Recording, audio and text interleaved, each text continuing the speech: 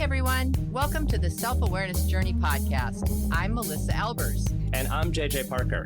This podcast is for seekers, seekers of happiness and joy, seekers of a centered approach to success in life, seekers of their true, authentic selves.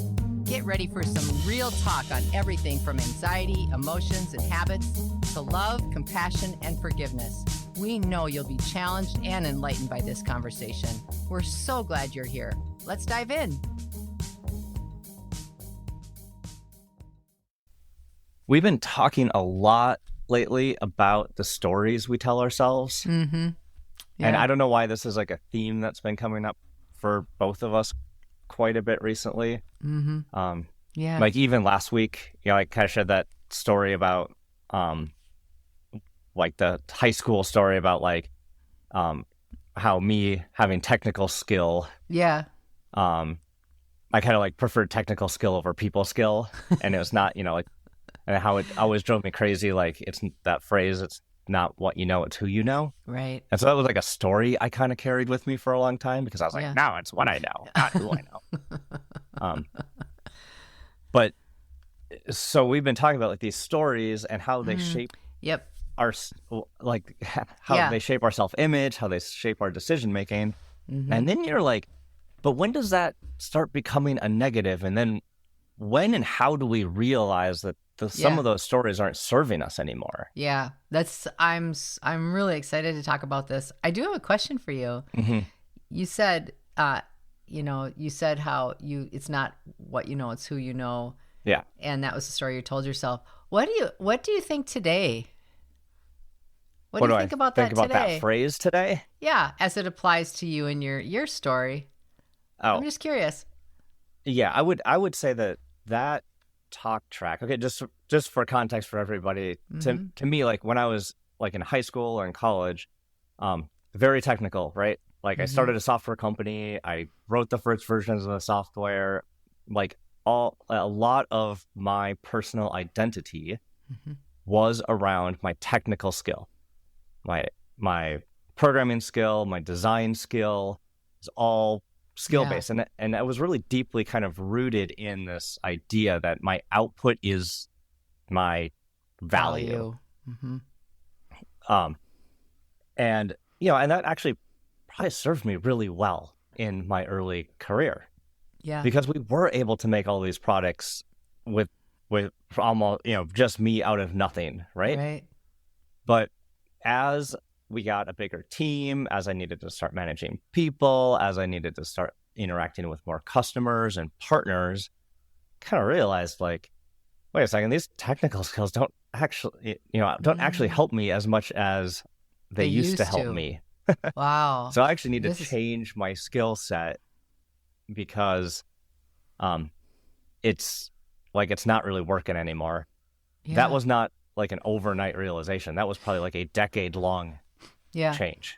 Right. But this is exactly why I asked the question, because I am so in alignment with this idea of the stories that we tell ourselves. I've had many coaching clients recently. Things kind of go in waves, just like you said, but I've mm-hmm. had a couple specifically where, they kind of have a real specific narration track that runs in their mind all the mm-hmm. time. And they're high-level leaders at this point, and they're very unhappy.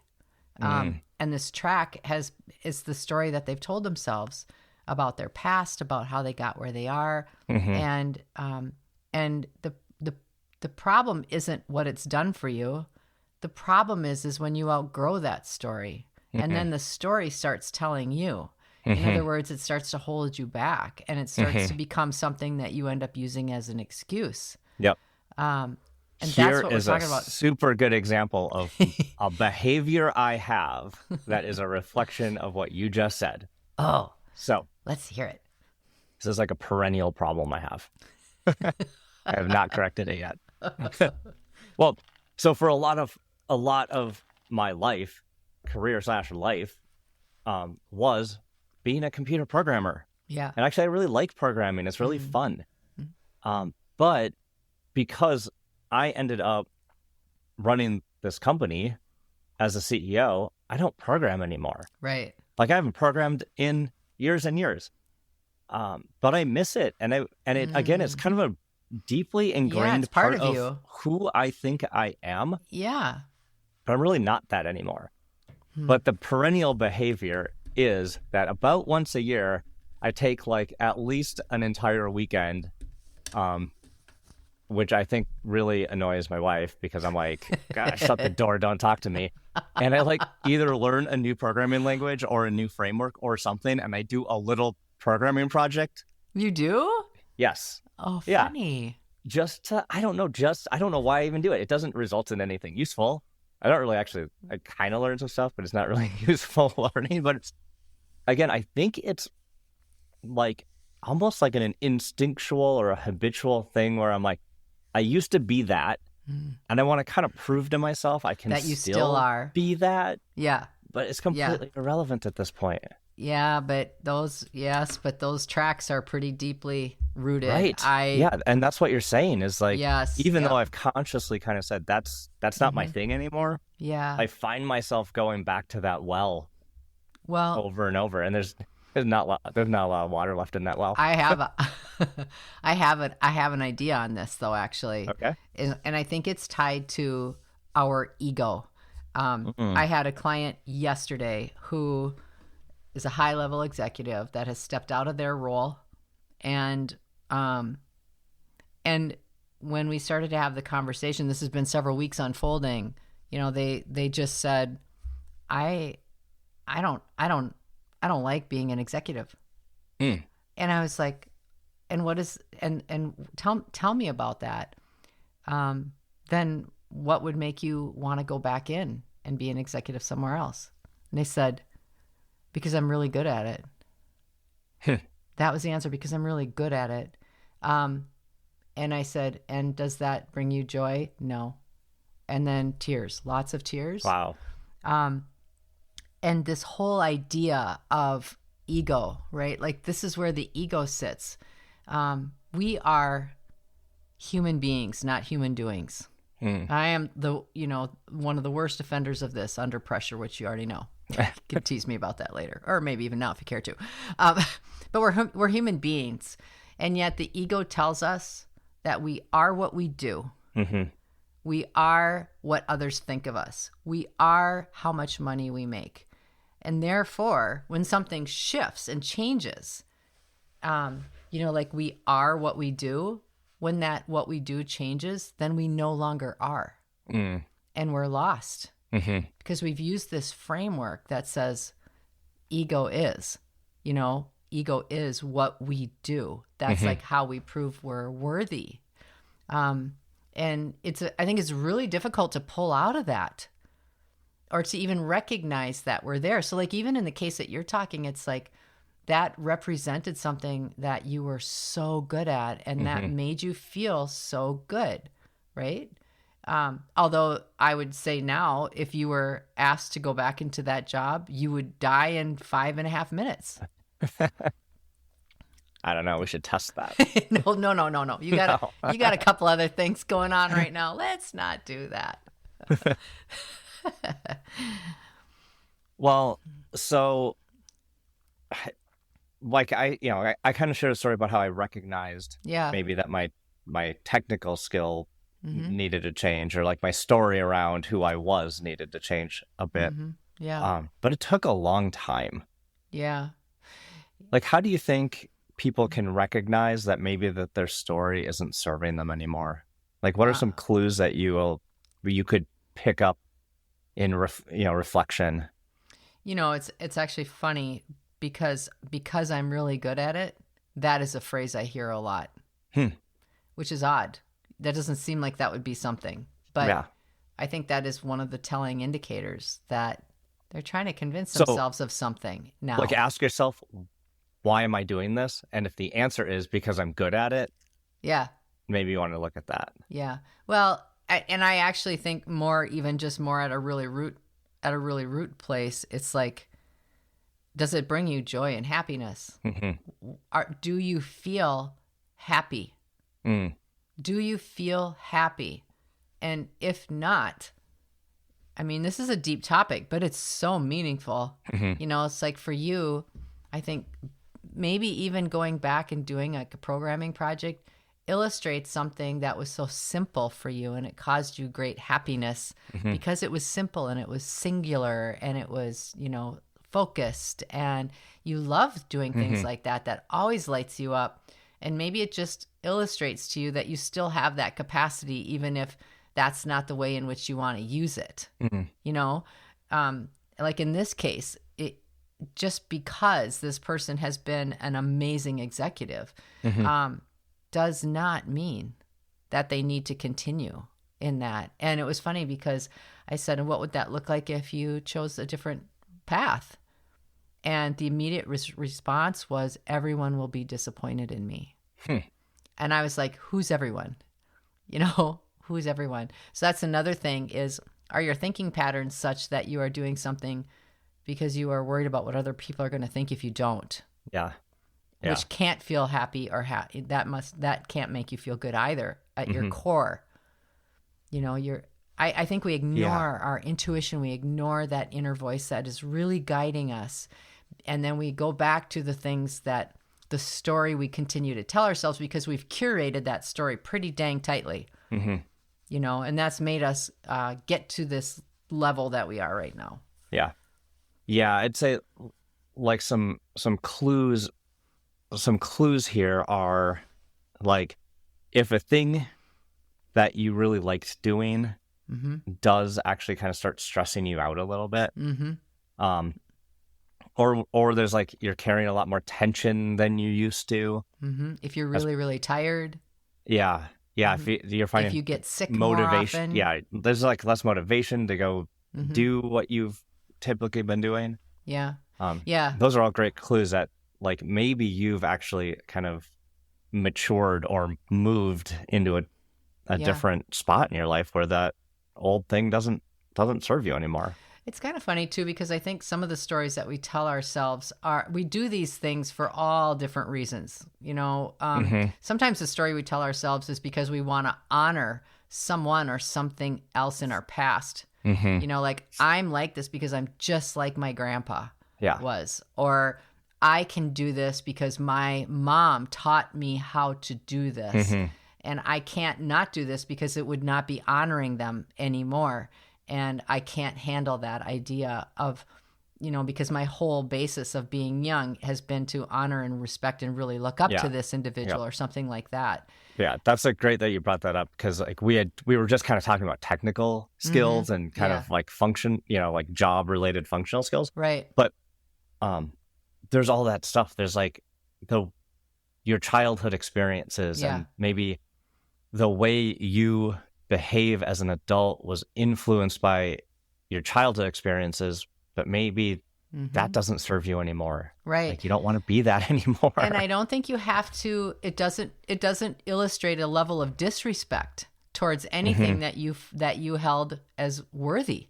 It doesn't. But I think that's what people think, or they feel guilty about shifting up some of those stories. Like for example, here's something I had to change. I always talk about my grandparents being ministers, and they were very progressive ministers. They were very hip, even for being in their 70s and 80s when I was growing up. They were very hip, and they had a real understanding of humans. And they did everything for nothing. When they moved out of their house, I had to hire a company to come and sell all their stuff for them. And everything in their house, I think the total value is less than $2,000. Wow. And yet they had saved and saved and saved money their whole lives. However, they didn't like to spend money. And they felt that money was almost the root of evil. That sounds fire and brimstone. They didn't think about it quite like that. But it was like, if you get money, you can't value it. Like, that's wrong. It's wrong to value money in that way.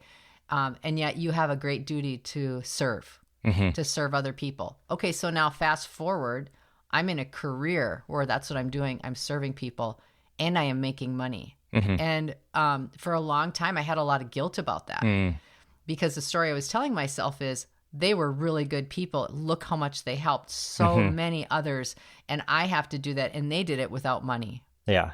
They were proud of the fact that they had to rely on a lot of generosity of others. And I don't want to do that. And I feel guilty about that. So the story I told myself is, yes, give, but don't have the value to get back the financial part of that. So like, that's another example. I think we have all these different stories that are constantly running the track. And even if they were true, how do you live now with those truths, still respecting where they came from?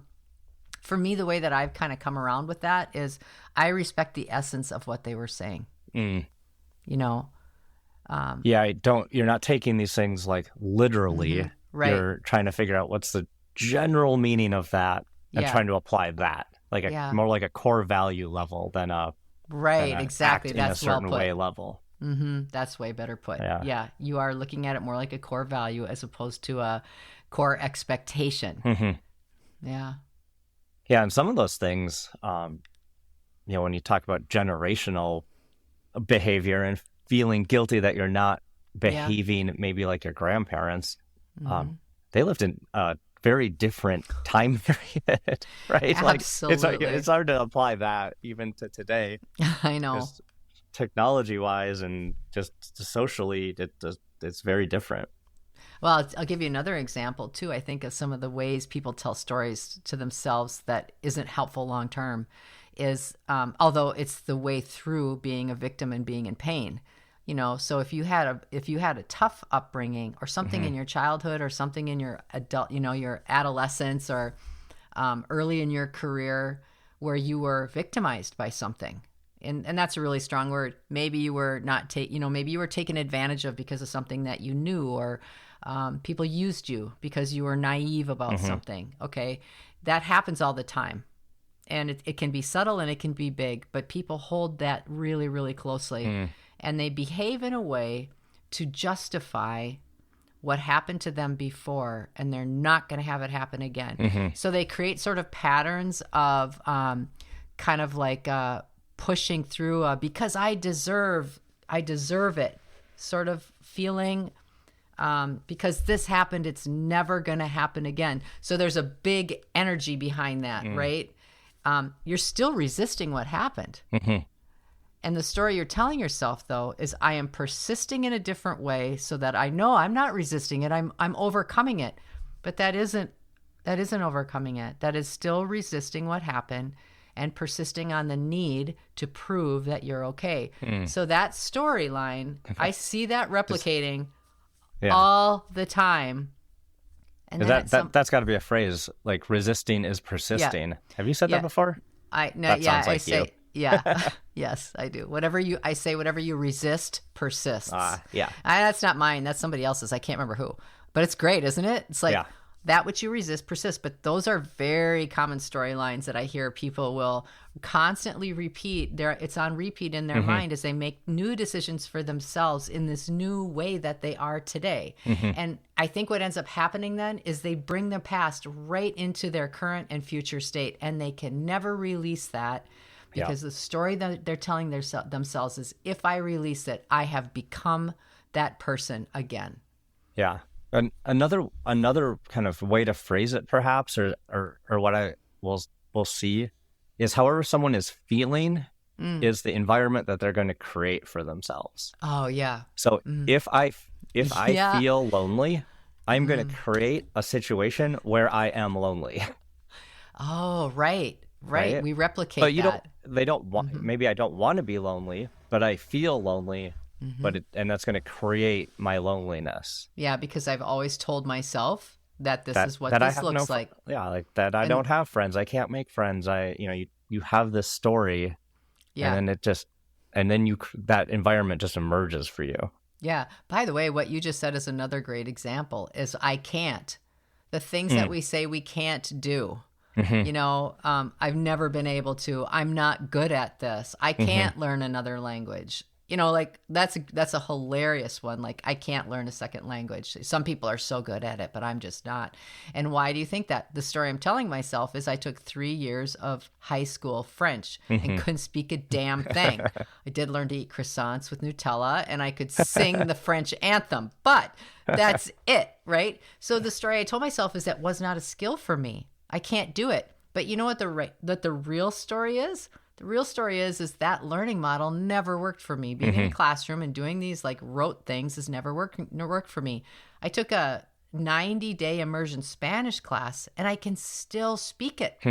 So, but the story I was telling myself is, no, I can't because I'm not good at this stuff. Yeah. Where in reality, it was just not the right scenario. Yeah.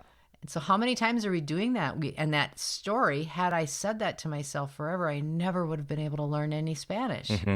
Because I would have held myself hostage to that old storyline. Yeah, that's interesting. It'd be nice if we all had like more amnesia and just sort of forgot. I know some of these things. And the things that we hold dear, the things that we respect, we feel like we need to continually honor and respect them in the same way we always have. You lose someone that you love, for example, and you tell yourself that I'm going to honor them and I'm going to do this every single day to remember them. Or every time I think about them, I'm going to do this. Well, as the time goes on, we start to forget things about that individual. We forget some of the habits and the mannerisms. We forget some of the things we told ourselves we were going to do. And then what do? We make ourselves terribly wrong and guilty because of it. Like, I told myself this story. I can't replace that now. There's so many ways that we do this. Feeling guilty about something, like a story or something you're telling yourself, is probably a great clue that maybe you want to relook at that story. I like that. I really like how you're actually bringing this back to like put the cookies on the bottom shelf, because I think there are so many ways that this happens with people, and I think it just has to start with. You're saying we've given some ideas already, but I also think that, your inner being or your soul or whatever you want to call it, your gut response to things, that is your connection to your source, whatever your source is, God, the universe, whatever it is. That intuition, that inner self will never tell you the wrong story. It will never tell you the wrong story. If you have the wrong story in your head, it's because your brain is telling you the wrong story. Yeah. And paying attention more to what your guts are telling you, your true intuition, it will never steer you wrong, and it will never be negative. Never. So that's a really key thing I would say, is always check in with that too. Wow, sorry, I've been on a soapbox a little bit. I like it. Well, so many of these things are kind of like interconnected, right? Yeah. Like I said, we've been talking a lot about the stories we tell ourselves. We've been talking about reframing things. We've been talking about how to explore things from our past. We've been talking about like how we choose to remember things, right? So it's just all kind of swirling around, examining, like you said, what our brain keeps telling us and what's kind of grooved in as like a talk track on repeat, and more truly like inside who we are and what our being is telling us is right and wrong, and who we are, and try to get more in touch with who you are on the deeper level than just what your monkey brain keeps spinning around. Exactly. We are human beings, not human doings. Did you enjoy this episode? Please go to your favorite podcast platform to subscribe, rate, and leave a review so others can discover it as well. Growing self-awareness is a lifelong journey, and there's always further to go. And it's better when we're all in it together. Please think of someone you know who could benefit from hearing today's conversation and share this episode with them. We can't thank you enough for listening. Until next time, happy exploring, seekers.